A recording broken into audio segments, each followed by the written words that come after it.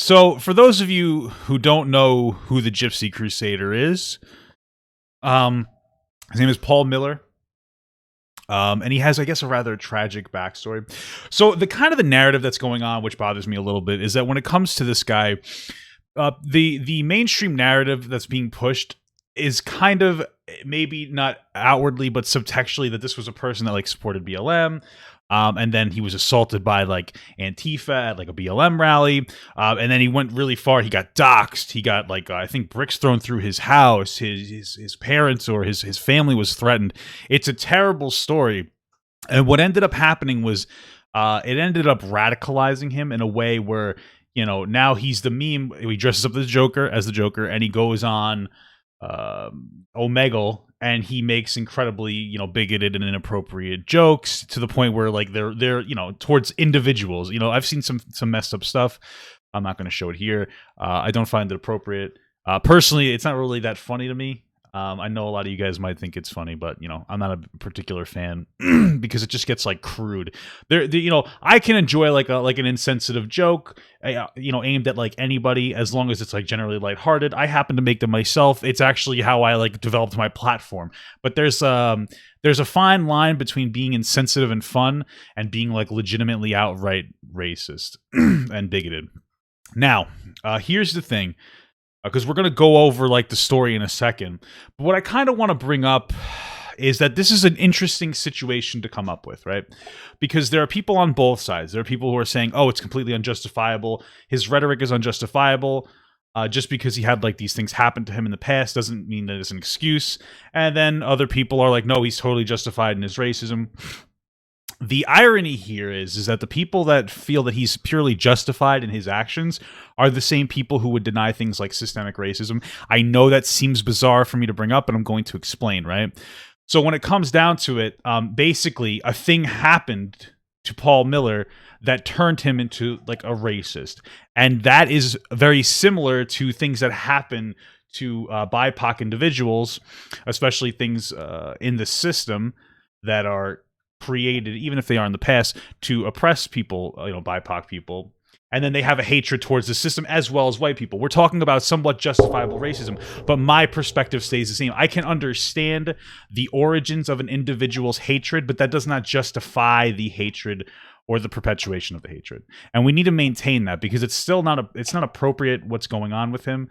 But it does also speak to this idea that when you cancel somebody for something, especially something that's not something that you should be canceled for, it's going to end up pushing that individual farther towards the particular direction that they were already going, right? So like the narrative, like I said before, was like, oh, he's BLM. He wasn't.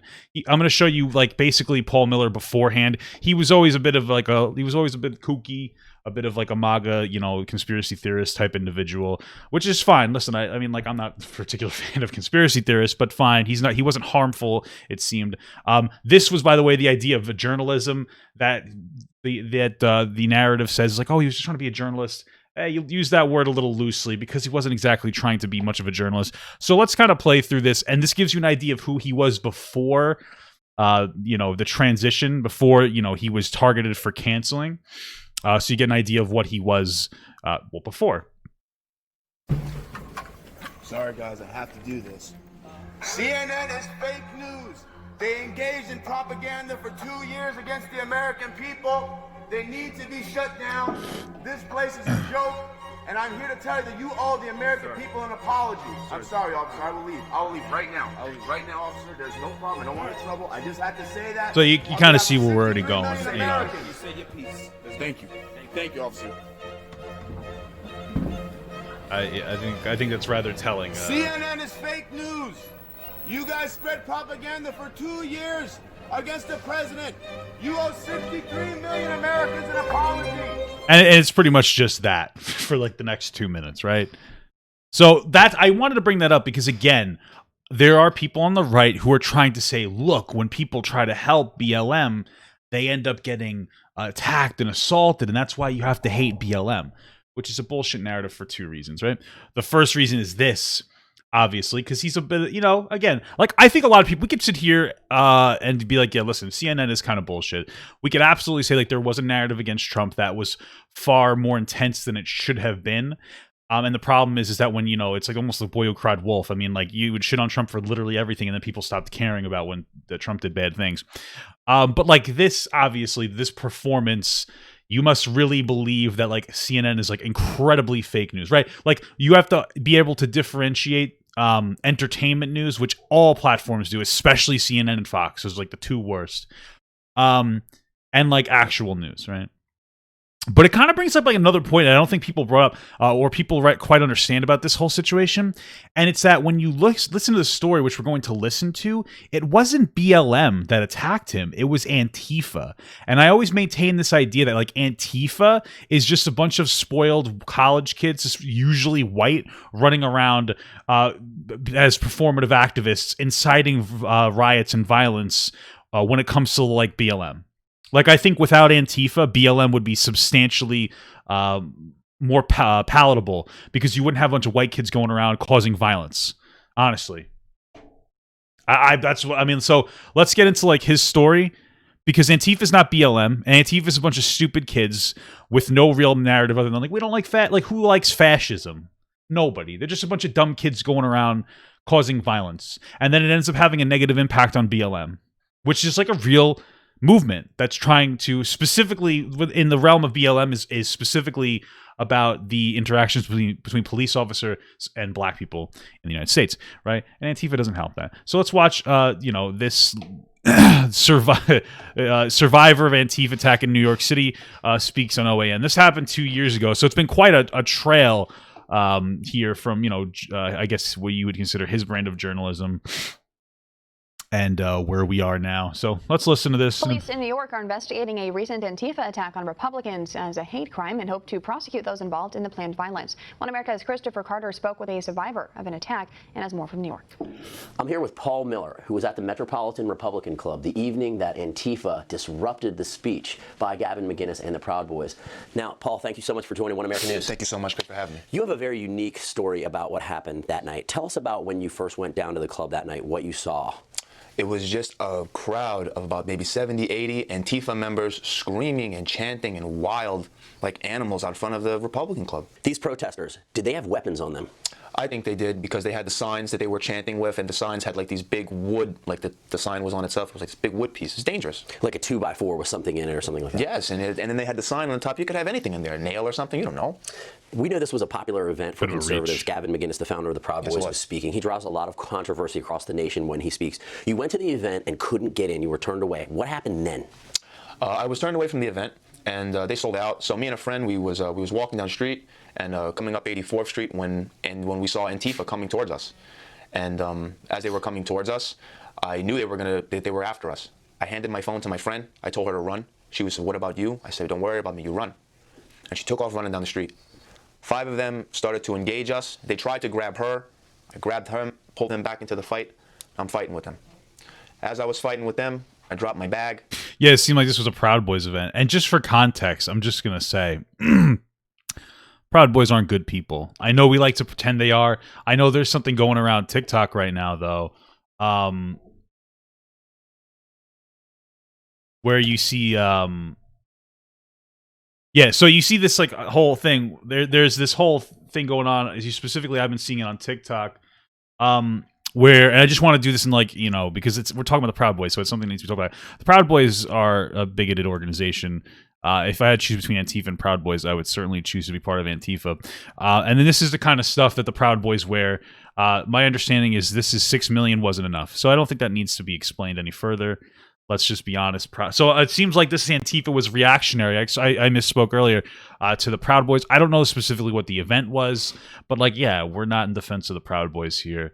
I don't know how you could defend this form of rhetoric in any real capacity. So still, it doesn't invalidate the fact that he shouldn't have been attacked.